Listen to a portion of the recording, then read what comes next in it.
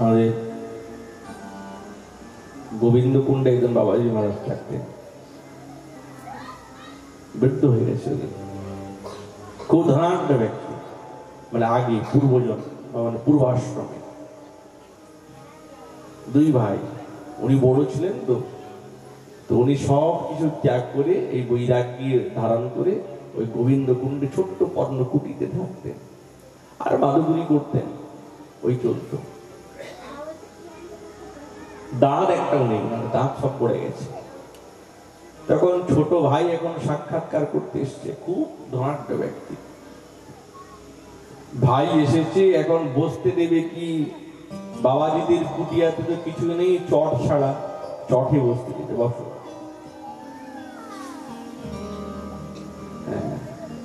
রাত্রিবেলা শুইতে দিবে কি, ওই চটের উপর। তো এখন সাধু বাবা তো এখন উনি মাদুকুরি করতে গেলেন। আমাদের বৃন্দাবনে তো মায়েরা হাতে তৈরি করে রুটি, মোটা মোটা রুটি হাতে রুটি করে, আর চাটনি, শুকনো লঙ্কা বাটা আর ওই আম বাটা চাটনি, তারপরে মায়েরা খুব সুন্দর বানায়, আর হাতে তৈরি করা মোটা মোটা রুটি। একটা রুটি খেলে আর খাবে না,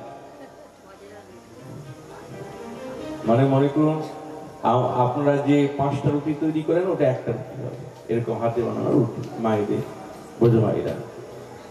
তো মাদুকুরি করে নিয়ে এসছেন, 4টা রুটি নিয়ে এসছেন মাদুকুরি করে, আর লঙ্কার চাটনি। তো 2টা উনি নিজে নিয়েছেন আর 2টো নিজের ভাইকে দিয়েছেন, যে বাংলা থেকে গেছে ওনার সঙ্গে সাক্ষাৎকার করতে। তার ভাই খুব বৈভব, খুব প্রতিষ্ঠিত ব্যক্তি, এখন সাধু তো সাধু, তাকে ওরকমই থাকতে হবে। তো 2 ঘন্টা লেগেছে রুটি খেতে ওই সাধু বাবা, দাঁত নেই তো, চাবাতে দিয়ে ধীরে ধীরে চাবাতে চাবাতে 2 ঘন্টাতে 2টা রুটি খেয়েছে। ছোট ভাই বসে বসে দেখছে কি কষ্ট, দাঁত নেই, 2 ঘন্টাতে 2টা রুটি খেয়েছে। রাত্রিবেলা যখন ঘুমিয়েছেন না, তখন ছোট ভাই সেই সাধু বাবাকে বলছে, আচ্ছা দাদা, মনে পড়ে সেই দিনের কথা, কি সুন্দর আমরা সেই বাসমতি চালের অন্ন খেতাম, কত চোখ বচেস্য, ছানার রসা, কত কিছু মিষ্টি মিষ্টান্ন খেতাম, মনে পড়ে? বলছে হ্যাঁ মনে পড়তো, এখন আর পড়ে না, আগে পড়তো এখন পড়ে না। তোমার না কষ্ট আমি আর দেখতে পাচ্ছি না। কিসের কষ্ট? দেখো তো, তুমি আমার সামনে 2টা রুটি খেতে 2 ঘন্টা লেগেছে তোমার, কষ্ট করে, কত কষ্ট করে তুমি খেলে, আমার না খুব কষ্ট হয়। চলো না, তুমি চলো আমাদের ওখানে, যে চোখ বচেস্য সব তৈরি থাকবে, সুখে থাকবে। সাধু বাবা কি বলে জানেন তো, জীবনের কত অনুভবের কথা।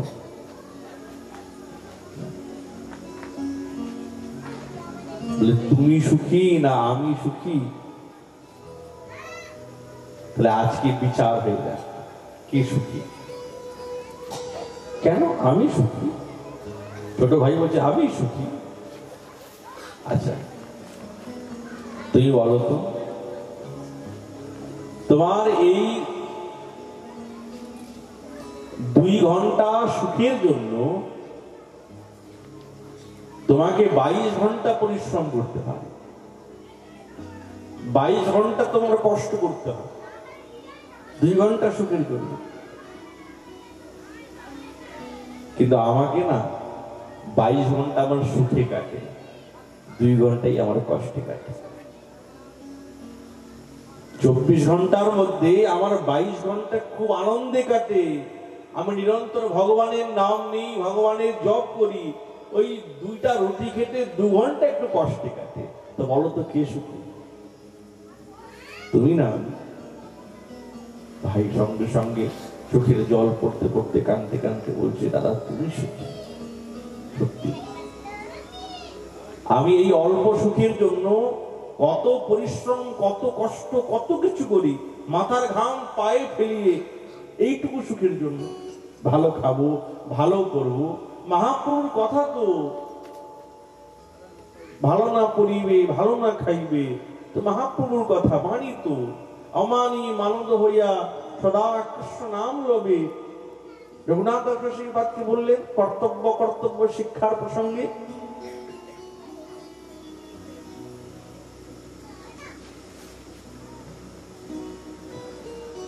কিন্তু আমি তো খুব সুখে আছি, আনন্দে আছি না।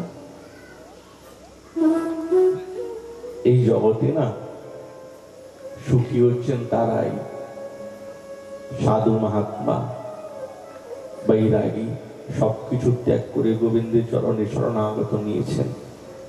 তাদের মতন সুখী আর এই জগতে কেউ নেই, কেউ নেই।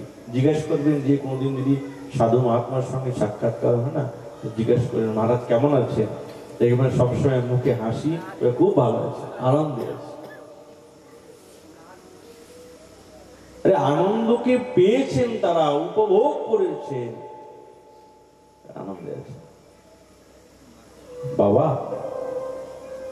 এই জগতে সুখী কেবলমাত্র সাধু মহাত্মাগণ, আর কেউ নেই।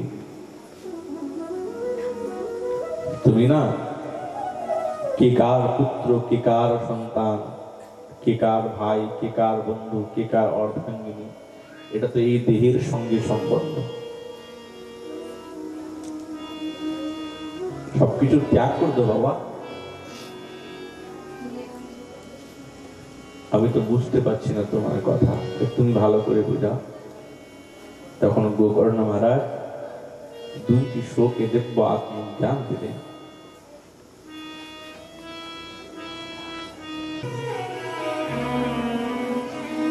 ধর্মং ভজস্ব সততম তজ লোক ধর্মা সেবস্ব সাধু পুরুষা জহি কাম তৃষ্ণা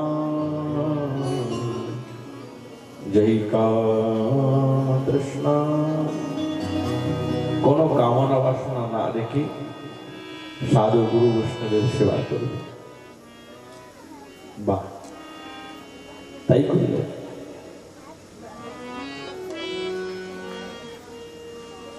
ধন্দুকারী তো মাকে তাড়ন করতে আরম্ভ করেছে। আজ ধন্দুলি মনের দুঃখে অন্ধকূপের মধ্যে পড়ে আর নিজের প্রাণটাকে বিসর্জন করল। ঘরে তো আর কেউ নেই, এখন হয়েছে কি 5 জন বারবণিতাকে নিয়ে কাছে রাখে, তাদের সেবা করতে আরম্ভ করে, প্রত্যেকদিন চুরি করে, ডাকাতি করে, আজ রাজার কোষাগার থেকে ডাকাতি করে নিয়ে এসছে। এই ন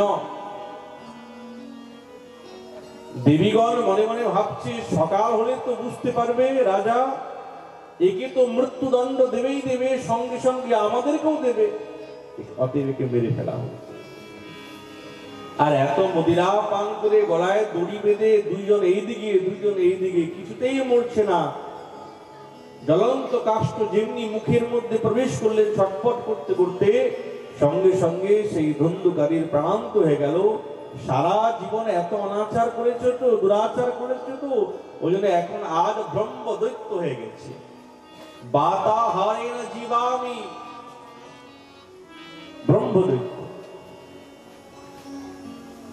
গোকর্ণ মহারাজ ভ্রমণ করতে করতে যখন আবার পুনরায় নিজের পূর্ণ ভিটিকাতে এসে উপস্থিত, সন্ধ্যাবেলা বসেছেন তো, কখনো বাঘের রূপ, কখনো সিংহের রূপ, কখনো হাতির রূপ। কে তুমি, আমাকে ভয় দেখাও কেন? শব্দ বলতে পারছে না তো, কমণ্ডলতে সমস্ত তীর্থের জল ছিল, যেমনি ছিটিয়ে দিলেন, সঙ্গে সঙ্গে অস্পৃষ্ট শব্দে বলতে আরম্ভ করেছে, আহম ভ্রাত তদীয়স্মি, আমি তোমার ভাই ধন্দুকারী। নিজের কর্মফলের দোষ এইরকম, আজ আমি ভূত হয়ে গেলাম, প্রেত হয়ে গেলাম, খুব কষ্টে আছি, তুমি আমাকে উদ্ধার করো। কেন? আমি তোমার জন্য সাধ্য করেছি তো গয়াতে গিয়ে, আমার জন্য যদি 100টাও গয়াতে পিণ্ড দাও না, তবু আমার উদ্ধার নেই। তাহলে এর দ্বারাই প্রমাণিত হয়ে গেল যে গয়াটি পিণ্ড দিলেই কিন্তু আপনার এই দেহের থেকে মুক্তি হবে না। আজ প্রত্যক্ষ প্রমাণ সাক্ষাৎ ধুন্ধুকারী। আচ্ছা 100 বার শ্রাদ্ধ করলে হবে না? বলছে না, হবে না। তাহলে তুমি এখন যাও, দেখি চিন্তা করে দেখি কি করা যায়। সারা রাত কেটে গেল চিন্তা করতে করতে, সকাল হয়েছে। সূর্যনারায়ণ ভগবানকে বলছেন, হে সূর্যনারায়ণ ভগবান, আপনি তো জগৎ সাক্ষী, আপনি কৃপা করে বলুন এই প্রেতাত্মার উদ্ধার কি করে হবে।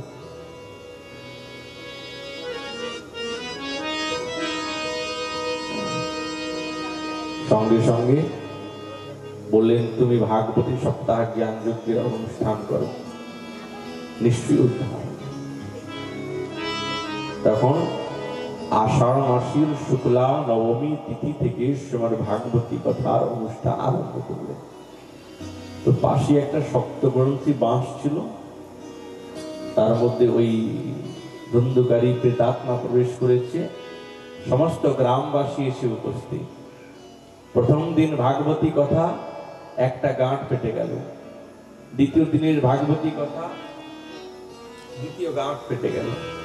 তৃতীয় দিনের ভাগবতী কথা, তৃতীয় গাঁট ফেটে গেল।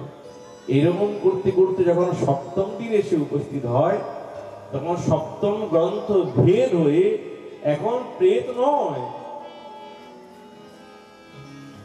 দিব্যরূপ ধরো জাত তুলসীদামণ্ডিত পীতবাস ঘনশ্যাম মুকটে কুণ্ডলান্বিত ন নাম ভ্রাতরং ন সদ্यो লোকর্ণ চাব্রবীৎ তথা মোচিতো সর্বো কৃপয়া প্রেত কস্মলা। আজ সাক্ষাৎ দিব্য রূপ ধারণ করেছেন, গলায় দিব্য মালা, পীতাম্বর, মস্তকে মুকুট। প্রণাম করে বলছেন, হে ভাই, তুমি আমাকে উদ্ধার করেছো, নাহলে তো উদ্ধার হতে পারতাম না। ধন্যা ভাগবতী বার্তা প্রেত পীড়া বিনাশিনী। ধন্য সেই শ্রীমদ্ ভাগবতী বার্তা যে আমাকে এই প্রেত পীড়া থেকে উদ্ধার করেছে। কেবল তাই নাকি, বিমান এসেছে আকাশ থেকে, দিব্য বিমান। গোকর্ণ মহারাজ জিজ্ঞাসা করছেন, বিমান কার জন্য?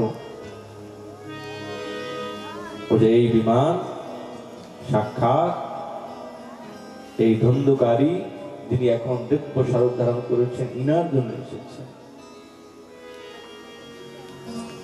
কেন? সকলে ভাগবতী কথা শ্রবণ করেছেন, কেবল ধুন্ধুকারীর জন্য কেন? শ্রবণ তো সকলে করেছে, মনন করে না। দিব্য বিমানের মধ্যে বসে যখন ধুন্ধুকারী চলে গেলেন ভগবত লোকেতে, গ্রামবাসীগণ মনে মনে ভাবছেন, আমরা এই বস্তু থেকে বঞ্চিত হয়ে গেলাম। আবার ভাগবতী করি, শ্রাবণ মাসে আবার ভাগবতী কথা অনুষ্ঠান করলেন। সমস্ত তুঙ্গভদ্রা বাসীগণ এসে উপস্থিত, মন একাগ্র করে শ্রীমদ্ ভাগবতী কথা শ্রবণ করতে আরম্ভ করলেন। কেউ আর ঘরে ফিরে যান নাই, ওখানেই বসে রইলেন। ভাবছেন যে একবার এই সুযোগটা ত্যাগ ছেড়ে দিয়েছি, আর সুযোগ ছাড়া যায় না। যখন সপ্তম দিন পূর্ণ হয়ে গেল, সাক্ষাৎ অখিল ব্রহ্মাণ্ড ভাণ্ডুধর ভগবান সপার্ষদ সঙ্গে নিয়ে আর সেই শ্রীমদ্ ভাগবতী কথা যজ্ঞ স্থানেতে আবির্ভূত হয়ে গেলেন। বলিয়ে ভক্তবৎসল ভগবান কি জয়, बोल आनंदकंद भगवान की जय, बोल गोकर्ण महाराज की जय। আর যেমনি আলিঙ্গন করলেন, তো সাক্ষাৎ গোকর্ণকে সারূপ্য আর সমস্ত তুঙ্গভদ্রা বাসীগণকে দিব্য ভগবত ধামে নিয়ে চলে গেলেন। তাহলে দেখুন, শ্রীমদ্ ভাগবতী কথা শ্রবণ করলে প্রেত পর্যন্ত উদ্ধার হয়ে যায়। এটা তো কেবলমাত্র আনুষঙ্গিক। আমরা তো আর প্রেত না, আমরা তো মনুষ্য দেহধারী মানব। ভাগবতী কথা শ্রবণ করে জীবনের মধ্যে প্রেম ভক্তিকে হৃদয়ের মধ্যে স্থান দিতে হবে, মনকে স্থির করে। শ্রীমদ্ ভাগবতীর মূলে যখন প্রবেশ করছেন না বেদব্যাস ভগবান, তখন ব্রহ্মসূত্রের দ্বারাই ব্যাখ্যা করছেন। জন্মাদস্যতোন্নয়াদিতরতঃ চার্থে স্ববিজ্ঞস্তরা তেনে ব্রহ্মহৃদায় আদিকবয়ে মুহ্যন্তি যৎসূরয়ঃ তেজো বারিমৃদাম যথা বিনিমയോ यत्र त्रिसर्गो मृषा धाम्ना स्वेन सदा निरस्तकुहकं सत्यं परं धीमहि धर्म पुञ्जित कैतवोऽत्र परमो निर्मत्सराणां सताम् वेदं वास्तवमत्र वस्तु शिवदं तापोत्रयोन्मूलनम् श्रीमद्भागवते महामुनिकृते किं वा परैरीश्वर सद्यो हृद्यवरुद्धते प्रकृतिभिः शुश्रूषितक्षणा।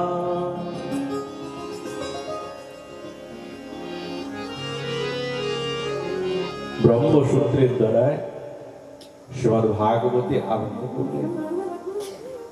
সত্যং পরম ধীমহি, যিনি ত্রিকাল অবধি সৎ, সেই সৎকে আমরা বারংবার ধ্যান করি। ধর্মের কথা বলতে গিয়ে ধর্ম নয়, পরম ধর্মের কথা আলোচনা করছে, যেটি বেদ্য বাস্তব বস্তু, অবাস্তব বস্তু না। যেই কথা শ্রবণ করলে তাপত্রয়োন্মূলনম, তিন প্রকারের তাপ, আধ্যাত্মিক, আদি ভৌতিক, আদি দৈবিক তাপ একবারে দূর হয়ে যাবে, উন্মূলন হয়ে যাবে। সেই শ্রীমদ্ ভাগবতী কথা, শ্রীমতী ভাগবতী মহামুনিকৃতি, তিনি মহামুনির দ্বারাই নির্মিত হয়েছে শ্রীমদ্ ভাগবতী কথা। যদি কেউ শ্রবণের ইচ্ছা মনের মধ্যে জাগেও, ইচ্ছা জেগেছে, সত্য হৃদয় অবরুদ্ধতে প্রকৃতিভি, তার হৃদয়ের মধ্যে সাক্ষাৎ রাধা গোবিন্দ দেব বিদ্যমান হয়ে যায়, কেবল ইচ্ছা।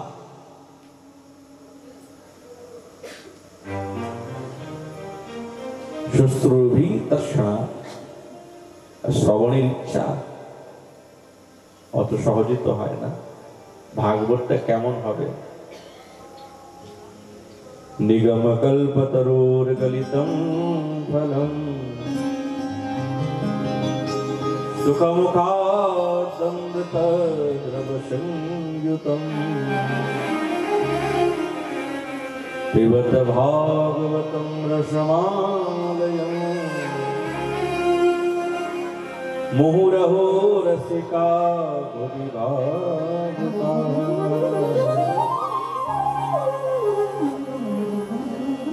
নিগম কল্পতরুর গলিতম ফলম, কল্পবৃক্ষের ফল। কোন কল্পবৃক্ষ? বলছে বেদরূপী কল্পবৃক্ষের ফল।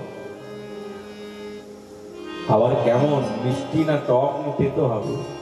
নিশ্চিন্তে থাকুন, যেই ফলে সুখ পাখি চঞ্চু আঘাত করে না, সেই ফল কোনদিন টক হয় না, তেতো হয় না, সুস্বাদ ও মিষ্টি হয়। শৌনকাদির সুরেন্দ্র সুতমুনিকে কয়েকটি প্রশ্ন করলেন শ্রীমদ্ ভাগবতী। আর সেইটাই হচ্ছে সম্পূর্ণ ভাগবতী কথা। তার উত্তরে তুমি আমাদেরকে বলো, আয়ু তো খুব অল্প, এই মঙ্গলের উপায় কি? শাস্ত্র অনেক আছে, সার কি? ভগবানের অবতার অনেক আছে, কি কি অবতার সেগুলি তুমি আমাদেরকে বলো। ভগবান অজ হয়ে দেবকীর গর্ভকে নিমিত্ত করে কেন অবতীর্ণ হলেন? আর মহারাজ, ভগবানের লীলা চরিতাবলী কি কি? ভগবান যখন নিজের ধাম, এই ধরাধামকে ত্যাগ করে লীলাকে সম্বরণ করে, তখন ভক্তি কার শরণাপন্ন দিলেন? তুমি আমাদেরকে এই কৃপা করে বল। এই কয়েকটি প্রশ্নের উত্তরে সম্পূর্ণ শ্রীমদ্ ভাগবতী কথা। এই কয়েকটি উত্তরে গুরুদেবের বন্দনা করলেন, বলছেন মহারাজ সবকিছু করি, যদি ভগবানের চরণে রুতি না জন্মায়, যদি ভক্তি না আসে, সময় এবার হিতে বললাম। আপনি যতই ব্রত করুন, ত্যাগ করুন, নিয়ম নিষ্ঠাতে থাকুন, যদি গোবিন্দের চরণে, মহাপ্রভুর চরণে যদি রুতি না জন্মালো, প্রেম যদি না জন্মালো, তো শ্রম এবার হিতে বললাম, কেবল পরিশ্রম ছাড়া আর কিছু নেই। আর মহারাজ, ভগবানের 24টি অবতারের কথা বললে, চতুর্শান, বারাহ, নারদ, নরনারায়ণ, কপিল দেব, দত্তাত্রেয় ভগবান, यज्ञ भगवान, ऋषभदेव भगवान, पृथु भगवान, मत्स्य अवतार, कुर्म अवतार, धन्वंतरी अवतार, मोहिनी अवतार, नृसिंह अवतार, वामन अवतार, परशुराम अवतार, वेदव्यास अवतार, राम अवतार, बलराम अवतार, कृष्णावतार, बुद्ध अवतार, कल्कि अवतार। আর দুইটি কথা বললেন হংস এবং হয়গ্রীব। এই 24টি অবতারের কথা তো বললেন, কিন্তু অবতারই কত? বলে অবতারই একজন। এতে চাংস কলা বংশ কৃষ্ণস্তু ভগবান স্বয়ং সাক্ষাৎ গোবিন্দ হচ্ছেন মূল স্তম্ভ, বৃক্ষ, আর সব শাখা। আচ্ছা তুমি আমাদেরকে বলো তো, বেদব্যাস ভগবান কেন অপ্রসন্ন হলেন এত কিছু রচনা করার পর? একদিন সম্যপ্রাস আশ্রমে বেদব্যাস ভগবান বসে আছে, মনটা খুব উচাট, নারদ মুনির সঙ্গে সাক্ষাৎকার। কি ব্যাপার? আপনি 17টি পুরাণ রচনা করেছেন, দার্শনিক মহাভারত রচনা করেছেন, তবু আপনার মনের মধ্যে শান্তি নেই। কি হয়েছে? কোনো দুঃখ আছে? বলুন আপনাকে। মহারাজ আপনি তো সবকিছু জানেন, তা আপনি একটু কৃপা করে দয়া করে বলুন কি হয়েছে। তখন তিনি বলছে, আপনি যা কিছু রচনা করেছেন না, সব কাক তীর্থ হয়ে গেছে।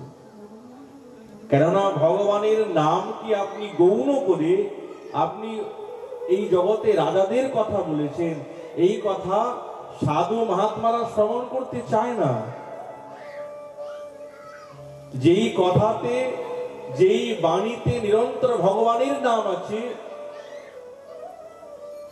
উচ্চারণ শুদ্ধ হোক ইয়া না হোক, সাধু মহাত্মাগণ ওই কথাকে বারবার শ্রবণ করতে চায়। আমি অপরের কথা কি বলবো, আমি আমার জীবনের কথা বলছি। নারদ মুনি নিজের জীবনের কথা বলতে আরম্ভ করলেন। আমি আগে দাসী পুত্র ছিলাম, কিন্তু সাধু গুরু বৈষ্ণবের কৃপাতে, তাদের উচ্ছিষ্ট পাওয়াতে আমার মনের মধ্যে ভক্তির প্রতি রুচি জেগে গেল। এই জগতে যদি প্রেম ভক্তি এবং ভক্তিতে অগ্রসর হতে হয়, তো এই বস্তুটি আমাদের জীবনের সার। ভক্ত পদ ধুলি আর ভক্তপদ জল, আর ভক্ত ভুক্ত শেষ, এই 3 সাধনের বল। আর এই 3 সেবা হইতে কৃষ্ণ প্রেমা হয়। এক হচ্ছেন বৈষ্ণবীর চরণ ধুলি, দ্বিতীয় হচ্ছেন বৈষ্ণবীর চরণ ধৌত জল, আর তৃতীয় হচ্ছেন বৈষ্ণবীর উচ্ছিষ্ট এই তিনটি আমাদের সাধনের বল, মূল। এর দ্বারাই ঠিক আমাদের প্রেম ভক্তির দ্বারে পৌঁছে যাব। তাই নারদ মুনি বললেন, বৈষ্ণবগণ আমাকে যথার্থ তত্ত্ব জ্ঞান দিলেন, কিন্তু আমি তাদের সঙ্গে যখন যেতে প্রস্তুত, তারা বলছে না না, মা আছে, তুমি যেতে পারবে না। প্রতীক্ষা করলাম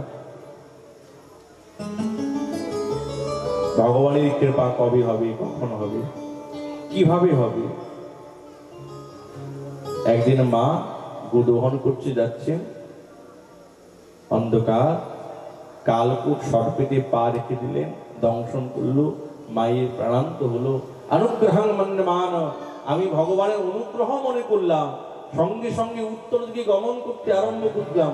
নদী, নদ, গিরি, পর্বত সব অতিক্রম করার পর যখন একটি বটবৃক্ষের নিচে বসেছি, স্নান করলাম, জলপান করলাম, সাধু মহাত্মাগণ যে তত্ত্ব কথা বলতে আরম্ভ করলেন, তার কথা চিন্তা করতে আরম্ভ করলাম, সঙ্গে সঙ্গে আমার সারা অঙ্গ পুলকিত হতে আরম্ভ হলো। আমি দিব্য ভগবত রূপ দর্শন করতে আরম্ভ করলাম। আমি তো সিদ্ধ হয়ে গেলাম, সঙ্গে সঙ্গে রূপটা বিলুপ্ত হয়ে গেছে। জল ছাড়া যেরকম মাঠ ছটফট করে, আমি বলতে আরম্ভ করলাম, প্রভু আমি এমন কি অপরাধ করলাম যে আপনি আপনার দিব্য রূপটাকে বিলুপ্ত করলেন? আকাশবাণী, তুমি এখনো পাকো নাই, তুমি আমাকে আর দেখতে পাবে না। আমি যদি পাকি নাই, তাহলে আমাকে দর্শন দিলেন কেন? তুমি সাধু বৈষ্ণবের সেবা করেছো, তো সেই সেবার প্রভাবে তুমি অযোগ্য হওয়া সত্ত্বেও তুমি আমার সঙ্গে সাক্ষাৎকার করার যোগ্যতা লাভ করেছো। চিন্তা করো, সাধন থাক জানাই থাক, গুরু বৈষ্ণবের সেবার প্রভাবে না ভগবত চরণ প্রাপ্ত করা যায়। এর প্রত্যক্ষ প্রমাণ নারদ মুনি। সৎসেবয়া জাতা ময়ি দৃঢ়ামতি, তুমি গুরু বৈষ্ণবের সেবা করেছো, ওই জন্য সেবার কথা বারবার বলছেন। ঠাকুর মহাশয় বলছেন না, সেবা অভিলাষ মাগি নরোত্তম দাস। সেবা চাই, যে যতটা সেবা করতে পারবে তার ততটা সেই ভক্তি পথে অগ্রসর হবে। আর মহারাজ, তুমি আমাকে আর দেখতে পাবে না, তুমি এই দেহকে ত্যাগ করবে, তোমাকে শ্রেষ্ঠ বস্তু প্রদান করবো। রাজমনু সময় বুঝে নিজের দেহটাকে ত্যাগ করলেন। সেই তিনি হয়ে গেলেন সাক্ষাৎ ব্রহ্মার পুত্র। যেখানেই বিনা বাজান হরিনাম করেন, সাক্ষাৎ ভগবান সপার্শ্বদে সেখানে উপস্থিত হয়ে যান। সেই নারদ আমি আগে দাসী পুত্র ছিলাম। বাহ! বেদব্যাস ভগবান তিনি ব্রহ্ম নদী সরস্বতীর পশ্চিম তীরে সম্যাপ্রাস নামক আশ্রমে বসে তিনি শ্রীমদ্ ভাগবতী কথারূপী 18,000 শ্লোক রচনা করলেন। কিন্তু কাকে দেবে বুঝতে পেরেছেন। সুখদেবকে বারংবার সেটি অধ্যয়ন অধ্যাপনা করালেন। আচ্ছা, তুমি আমাদেরকে কুরু পাণ্ডবের যুদ্ধের কথা বলো। কুরুভঙ্গ হয়ে পড়ে আছে দুর্যোধন। অশ্বত্থামা বলছে, মহারাজ আমাকে সেনাপতি বানিয়ে দেন, আপনাকে জয়ী বানিয়ে দেব। কেউ পারলো না, তুমি পারবে? আরে আমি অশ্বত্থামা। ঠিক আছে, সেনাপতি বানালেন। কাক উলুক নিয়ে আয়। রাতের আধারে উলুকের শক্তি বেশি, তো সে দেখতে পায়, কাক তো দেখতে পায় না। তো একটা উলুক সব কাকগুলিকে ধরছে আর মারছে। এই নিয়মে যুদ্ধ করতে হবে। হাতে তলোয়ার নিয়ে তিনি পাণ্ডবের শিবিরের মধ্যে প্রবেশ করেছেন। ভগবানের দিব্য লীলা তো পাণ্ডবগণ ছিলেন না। পঞ্চ পাণ্ডবের 5টি সন্তান দেখতে পাণ্ডবের মতন, তাদের শিরচ্ছেদন করে মুন্ডুগুলিকে নিয়ে এসে উপস্থিত। মহারাজ এই নেন, আপনি জয়ী। খুব আনন্দ হলো। আবার মনে মনে ভাবছি, কেউ পারলো না, একা। দেখি তো ভীমের মাথাটা দেখি। আর যেমনি ভীমের মাথাটা টিপেছেন, সঙ্গে সঙ্গে চূর্ণ বিচূর্ণ। হায় হায়, এ তো ভীম না, বজ্রের মতন গদার আঘাতে যার কিচ্ছু হয় না, আমার বুড়ো আঙুল টেপাতে হয়ে গেল। তুমি আমাদের বংশকে নষ্ট করে দিলে একবারে। হর্ষ বিষাদে এই দুর্যোধনের প্রাণান্ত হয়ে গেল। অশ্বত্থামা ভাবছে বাঁচার তো কোনো উপায় নেই। দ্রৌপদী এসে যখন কাঁদতে আরম্ভ করেছেন, ছিন্ন মস্তিষ্ক পুত্রগণের ভাবনা দেখে সত্যি তো কষ্ট তো হয়, দুঃখ তো হয়, কি করবে। অর্জুন এবং দ্বারকাধীশ ভগবান রথ ভাঙিয়ে দিলেন। সঙ্গে সঙ্গে অশ্বত্থামা নিজের প্রাণ রক্ষার জন্য ব্রহ্মাস্ত্র নিক্ষেপ করলেন। আর অর্জুন সেই ব্রহ্মাস্ত্রকে ব্রহ্মাস্ত্রের দ্বারা সংযত করলেন। যেরকম পশুকে দড়ি দিয়ে বাঁধে, সেরকম অশ্বত্থামাকে দড়ি দিয়ে বেঁধে টানতে টানতে নিয়ে এসছে। দ্বারকাধীশ ভগবান বলছে মেরে ফেলো একে। এই দুরাচারী সুষুপ্তি অবস্থাতে বালকগণকে বধ করেছে, জানে না। যখন শিবিরে নিয়ে আসছেন না, আশ্চর্যের কথা, দ্রৌপদী প্রণাম করলেন। প্রণাম করে দড়িটা খুলতে আরম্ভ করলেন। মুচ্যতাম মুচ্যতাম এষাং ব্রাহ্মণো নেতরাম গুরু। আরে তোমরা কি ভুলে গেছে? কিছুই জানো না তোমরা? বুদ্ধি ভ্রষ্ট হয়ে গেছে তোমাদের। আরে ব্রাহ্মণ গুরু হয়। খোলো খোলো খোলো খোলো। আমি জানি আমার জীবনে পুত্র হারা মায়ের যে কতটা কষ্ট আমার জানা আছে। আমি আমার গুরুমাকে এই কষ্ট দিতে পারবো না। দ্বারকাধীশ ভগবান মন্দ মন্দ হাসছেন, বাহ দ্রৌপদী, তোমার এই ভাবনাতে আমার মন তোমার প্রতি পূর্ণ প্রসন্ন। যুধিষ্ঠির মহারাজও তাই বললেন। অর্জুন এখন কি করবেন? ধর্ম সংকটে পড়েছেন। ভগবান বলছে ব্রহ্মবন্ধুর হন্তব্য আততাই বধারহণ। ব্রাহ্মণকে কোনদিন প্রাণদণ্ড নেই, দেহদণ্ড নেই ব্রাহ্মণের, কিন্তু আততায়ীকে মেরে ফেলে। অর্জুন তো জ্ঞানী পুরুষ, বুঝতে পেরে গেছেন, হ্যাঁ, শ্রেষ্ঠ ব্যক্তির অপমানটাই মৃত্যু তুল্য। ওই জন্য অশ্বত্থামাকে অপমানিত করে, কেশ মুন্ডন করে, তার মস্তক থেকে দিব্য মণি নিয়ে আর তাকে শিবির থেকে বিতাড়িত করলেন। সেই অপমানের প্রতিশোধ নেবার জন্য এখন পঞ্চ পাণ্ডবের 5টি ব্রহ্মাস্ত্র আর গর্ভেতে, উত্তরার গর্ভেতে 1টি ব্রহ্মাস্ত্র। ভগবান যখন বিদায় নেবেন, সঙ্গে সঙ্গে উত্তরা এসে চরণে পড়ে গেলেন। পাহি পাহি মহাযোগী, হে প্রভু, আমি বাঁচতে চাই না, আমার এই গর্ভটাকে আপনি রক্ষা করুন। কে? উত্তরা গর্ভের মধ্যে প্রবেশ করলেন, সেই ব্রহ্মাস্ত্রকে নিরস্ত করলেন গদার দ্বারায়। বালককে রক্ষা করলেন, পাণ্ডবকে রক্ষা করলেন। যখন গর্ভের থেকে বাইরে বেরিয়ে আসলেন, তখন কুন্তী মা হাত জোড়ো করে দাঁড়িয়েছেন। হে মাধব, আমি কিছু স্তুতি করতে চাই। পিসিমা, আপনি কি স্তুতি করবেন? না না, তুমি যা দেখালে স্তুতি তো করতেই হবে। 26টি শ্লোকে স্তুতি করলেন। একটা জিনিস চাইবো, তুমি আমাকে দেবে? বলো তুমি কি চাও? একটাই বস্তু চাই, তুমি আমাকে দুঃখ দাও, কষ্ট দাও। কেন? ভগবান সামনে দাঁড়িয়েছেন, তার কাছ থেকে কেউ দুঃখ চায়, কষ্ট চায়? যখন যখন আমাদের বিপদ হয়েছে, যখন যখন আমাদের কষ্ট হয়েছে না, তখন আমরা তোমাকে ডেকেছি, তুমি এসেছো। এমন বিপদই আমি চাই, সুখ চাই না। কুন্তী মা যখন স্তুতি করতে আরম্ভ করলেন, ভগবান মন্দ মন্দ হেসে ফেললেন। সকলকে নিয়ে কুরুক্ষেত্রে ভীষ্ম পিতামহের কাছে এসে উপস্থিত হলেন।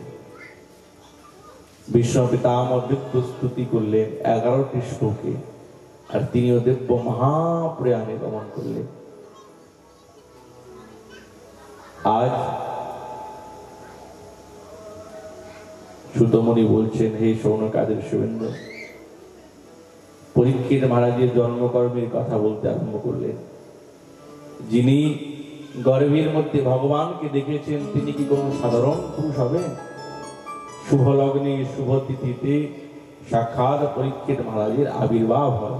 ব্রাহ্মণগণ নাম রাখেন পরীক্ষিত, পরীক্ষিয়তে পরীক্ষিত।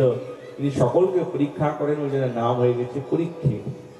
পরীক্ষিত মহারাজ কি बोल भक्तवत्सल भगवान की जय।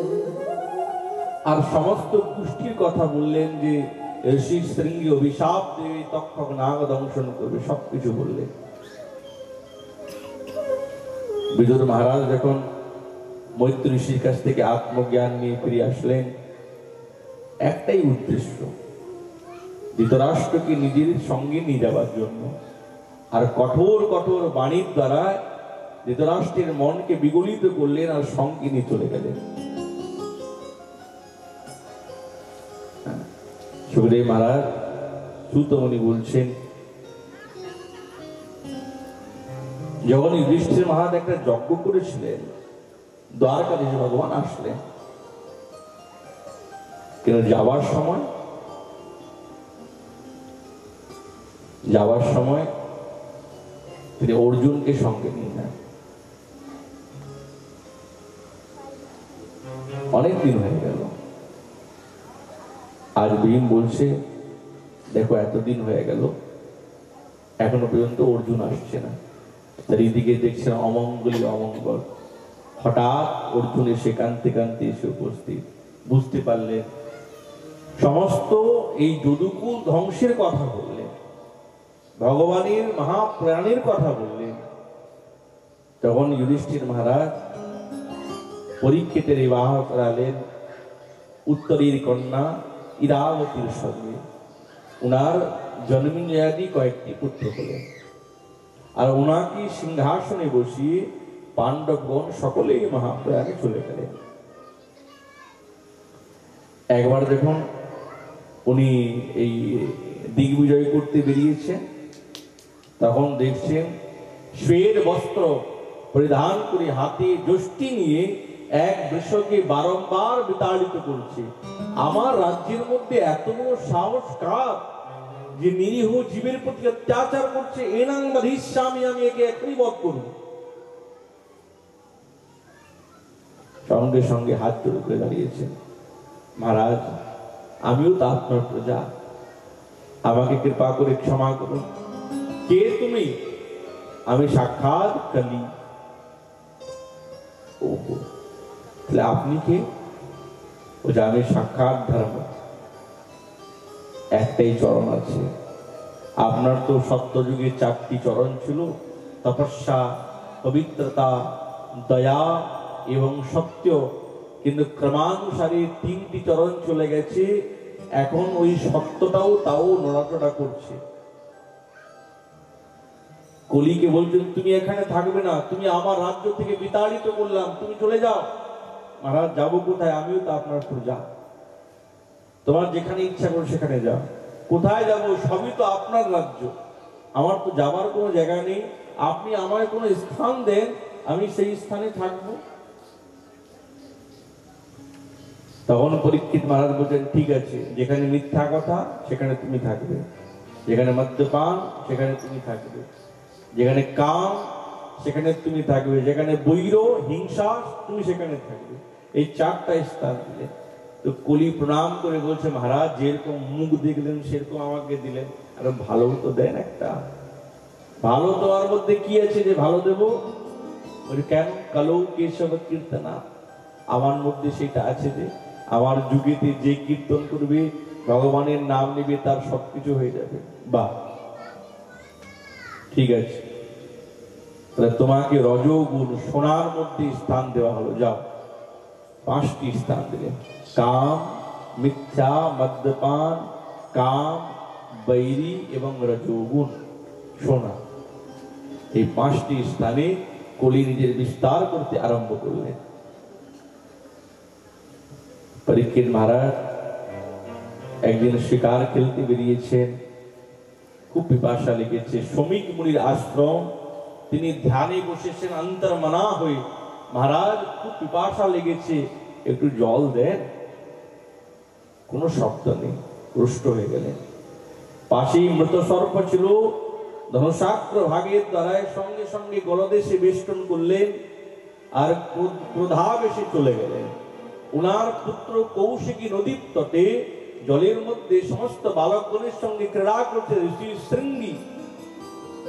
কেউ বললে, আরে দেখ তোর বাবার গলদেশে রাজা পরীক্ষিত মৃত সর্ববেষ্টন করেছে। আচ্ছা, গৃহপাল, আমরা তাদেরকে গৃহপাল নিযুক্ত করেছি, দ্বারপাল নিযুক্ত করেছি, আর এত বড় সাহস তারা আমাদের উপরে নাচতে চায়। কৌশিক জলং উপস্পৃষ্ট বাঘ বজ্র বিষ সর্জহ, সেই কৌশিকের জল হাতের মধ্যে নিয়ে আর সঙ্গে সঙ্গে বাঘ রূপী বজ্রকে বিসর্জন করলেন। তুলাঙ্গার আজ থেকে 7 দিনের দিন তক্ষক না রাজা পরীক্ষিতকে দংশন করবে। সঙ্গে সঙ্গে অভিশাপ দিলেন। যখন এসে উপস্থিত কাঁদতে আরম্ভ করেছেন, ঋষি সমীর নিজের সেই গলদেশ থেকে মৃত সর্পকে সরালেন। কেন কাঁদছো? সেই রাজাকে যথার্থ দণ্ড দিয়েছি। কি দিয়েছো দণ্ড? কে রাজা? বলে, পরীক্ষিত মহারাজকে 7 দিনের দিন তক্ষক নাগ দংশন করবে। হায় হায়, হে প্রভু ক্ষমা করো, যার কৃপাতে আমরা নির্বিকারে নির্দ্বন্দ্বে ভজন করতাম, তুমি তাকে অভিশাপ দিলে। এ তো বুঝে না বালক। কোন বালকগণকে পাঠিয়েছেন, যাও বলো পরীক্ষিত মহারাজের 7 দিন আয়ু। এসে উপস্থিত। মহারাজ, পরীক্ষিত মহারাজ এখন ফিরে এসেছেন না, মনটা ভালো না। আজ আমি কুলাঙ্গার, আমার দ্বারা এত বড় অপরাধ হয়ে গেছে। মহারাজ, ঋষি শৃঙ্গী আপনাকে অভিশাপ দিয়েছে 7 দিন আয়ু। যদি কোনো বিচার করতে চান তো করতে পারেন। 7 দিন কেন?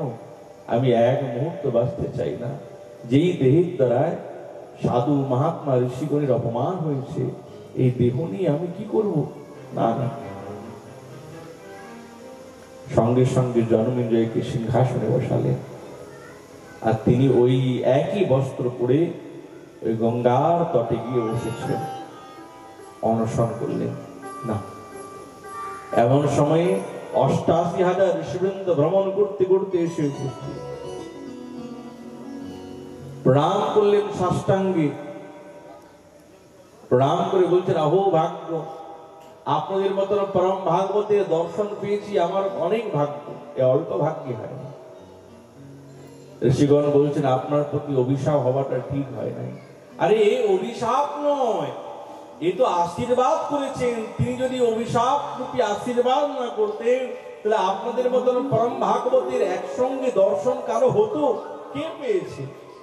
আজ আমি কত সৌভাগ্যবান যে আপনারা মহাপুরুষগণ একসঙ্গে এসেছেন, আপনার দর্শন পেয়েছি আমি। কিন্তু ম্রিয়মান ব্যক্তির কি কর্তব্য আমি জানতে চাই। কেউ বলছেন যজ্ঞ করুন, কেউ বলছেন অনুষ্ঠান করুন, কিন্তু মনোমত হচ্ছে না।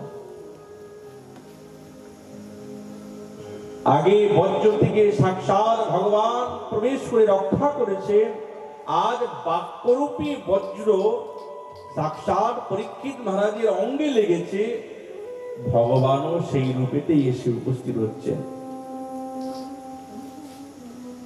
সুখদেব মহারাজ अलक्षलिंग निजलावपुष्ट धृतश्च बालैरवधूतवेश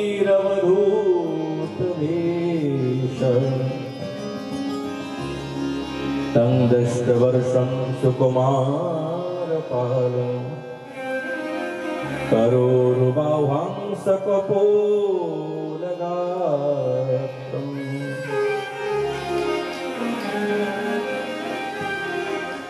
दिगंबरं भक्त विकीर्ण केशम।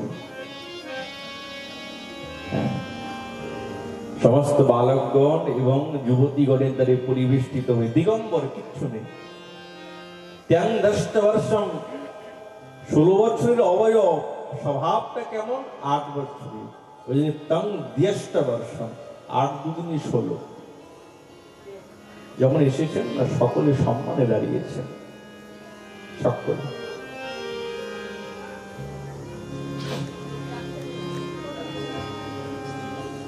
প্রণাম করলেন। অহো ভাগ্য, আপনার সঙ্গে সাক্ষাৎকার, আপনি এসেছেন। মহান্ত স্বভাব তারিতে পামো, নিজ কার্য নাহি তবু জান করব। গুরুদেব, একটা প্রার্থনা, ম্রিয়মান ব্যক্তির কি কর্তব্য একটু বলুন। তখন সুখদেব মহারাজ বলছেন, বরিয়ান সতী প্রশ্ন, তোমার প্রশ্ন সর্বোৎকৃষ্ট। তুমি চিন্তা করো না, শ্রোতব্য কীর্তিতব্য স্মর্তব্য চেচ্ছয়া ভয়ম, শ্রবণ করবে, কীর্তন করবে, তারপরে স্মরণ করবে। আর তোমার 7 দিন আয়ু তো অনেক আয়ু। রাজা খট্টাঙ্গের 1 মুহূর্ত আয়ু ছিল, তোমার তো 7 দিন আয়ু, চিন্তা নেই কোনো। পরীক্ষা মারা সবল হলে তুমি আসনকে জয় করে নাও, শ্বাসকে জয় করে নাও, সঙ্গকে জয় করে নাও, আর একজনের শরণাগতি রাখো, সাক্ষাৎ ভগবানের। বাহ, মনকে একাগ্র করে এক চিত্ততে স্থাপন হলেন। তারপরে সেখান থেকে বিদুর মৈত্র সংবাদ আরম্ভ হল, সৃষ্টি তত্ত্বের কথা। যেই সৃষ্টি তত্ত্বের মধ্যে সনকাদ ঋষিবৃন্দের আবির্ভাবের কথা এবং ব্রহ্মাকে ভগবান চতুশ্লোকী ভাগবতীর কথা বর্ণনা করলেন। এবং মহারাজ এই সৃষ্টি তত্ত্বের মধ্যে শঙ্কর ভগবানের আবির্ভাবের কথা এবং মনু শতরূপার আবির্ভাবের কথা। তো কি করে সৃষ্টি করব? চারিদিকে তাকিয়ে দেখলেন পৃথিবী নেই। তখন বরাহ ভগবান নাসিকা রূপে প্রবেশ করলেন। বলিয়ে বরাহ ভগবান কি জয়, বল ভক্ত বৎসল ভগবান কি জয়। আর মহারাজ মাতা অদিতি, মাতা দিতির গর্ভে অসময়ে সেই সনকাদ ঋষিবৃন্দ অভিশাপ দিলেন। বৈকুণ্ঠে গিয়ে জয় বিজয়কে তারাই হিরণ্যাক্ষ এবং হিরণ্যকশিপু রূপে জন্মগ্রহণ করলেন। সেই হিরণ্যাক্ষকে বধ করলেন, পৃথিবীকে স্থাপন করলেন এবং এই পৃথিবীর মধ্যে মনু মহারাজ সৃষ্টি আরম্ভ করলেন। 5টি সন্তান হল, 2টি পুত্র 3টি কন্যা, আকুতি, দেবহূতি, প্রসূতি আর প্রিয়ব্রত এবং উদ্যানপা। ব্রহ্মার পুত্র হলেন ছায়া থেকে সাক্ষাৎ ঋষি কর্দম, যার সঙ্গে দেবহূতির বিবাহ মনু মহারাজ সম্পাদিত করলেন যজ্ঞেশ্বর ভগবান উনার নির্দেশ অনুসারে। তো আজ আমাদের এই মনু কর্দম সংবাদ পর্যন্ত আছে, এখান পর্যন্তই আমাদের ভাগবতী কথা। আজকে বিশ্রাম। মহাপুর কৃপালে আগামীকাল আবার এই বিষয়ে আলোচনা হবে। আগামীকাল ঠিক 5:30 থেকে শ্রীমদ ভাগবতী কথা আরম্ভ হবে। বলি শ্রীমদ ভাগবত মহাপুরাণ কি জয়, बोल भक्त वत्सल भगवान की जय, बोल आनंद कंद भगवान की जय, बोल राधा रमण लाल की जय, बोल राधा गोविंद देव की जय, बोल भक्त वत्सल भगवान की जय, बोल राधा कुंड श्याम कुंड की जय, बोल गजराज महाराज की जय, अनंत कोटि गौर भक्त वृंद की जय, आपन आपन सद्गुरु भगवान की जय, श्रीमद् भागवत सप्ताह ज्ञान यज्ञ की जय, आज के आनंद की जय। जय जय श्री राधे श्याम নিতাই গৌর হরি হরি বল। সকলের জন্য বসে প্রসাদের ব্যবস্থা আছে। এখন আরতি হবে, তারপরে পুষ্পাঞ্জলি হবে, তারপরে সকলে প্রসাদ নিয়ে যাবেন।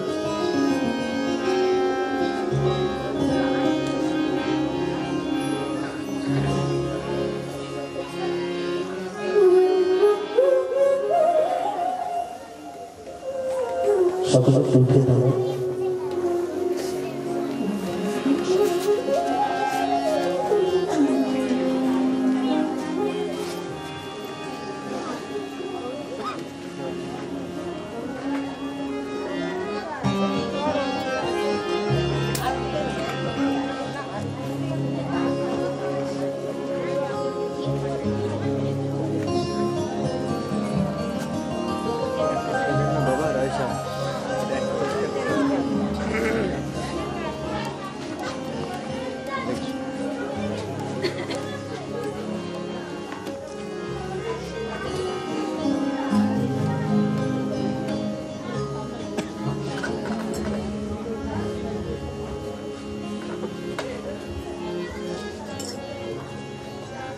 ফুললে ফুল ফুল খোলা ফুল।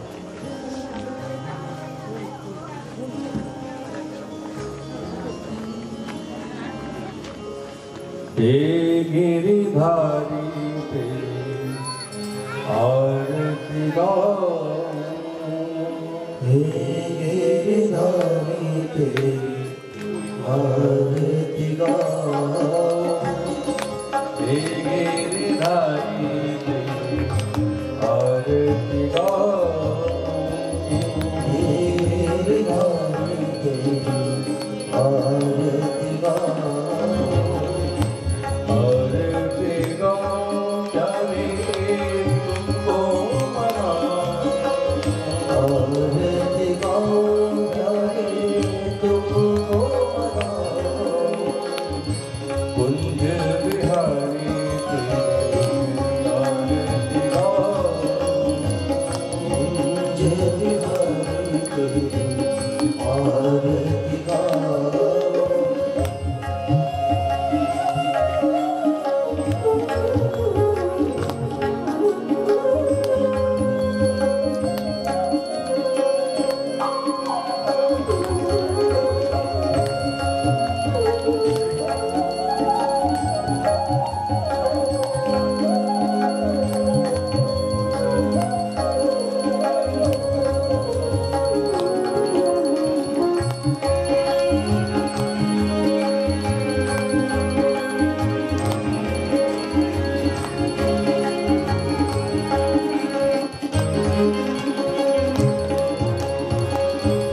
मोर मुकुट तेरे शीश पे सोए, मोर मुकुट तेरे शीश पे सोए, मोर मुकुट तेरे शीश पे सोए, मोर मुकुट तेरे शीश पे सोए, प्यारी बसुरिया मेरो मन मोहे, प्यारी बसुरिया मेरो मन मोहे, प्यारी बसुरिया मेरो मन मोहे, प्यारी बसुरिया मेरो मन मोहे, एक छवि है तुम्हारी ढाल जाऊं,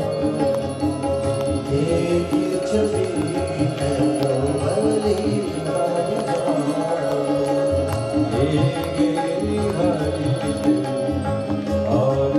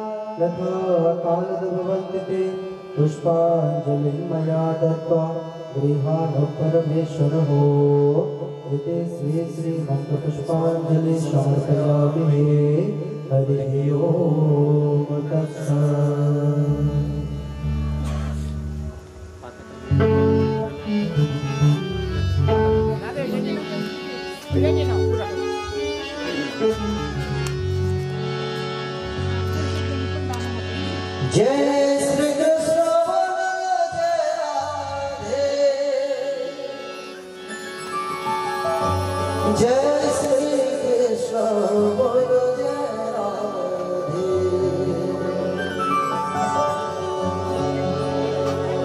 जय राधे श्री राधे जय श्री कृष्ण बोलो जय राधे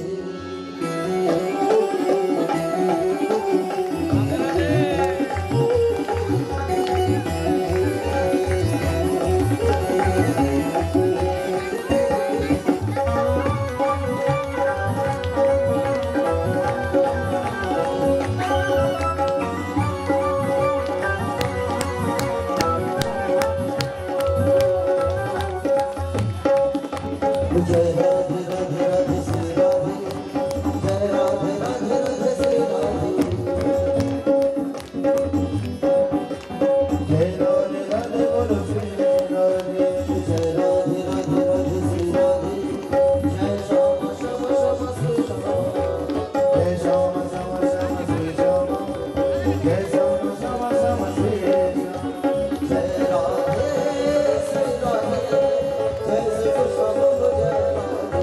जय राधे श्री राधे जय श्री कृष्ण बोलो जय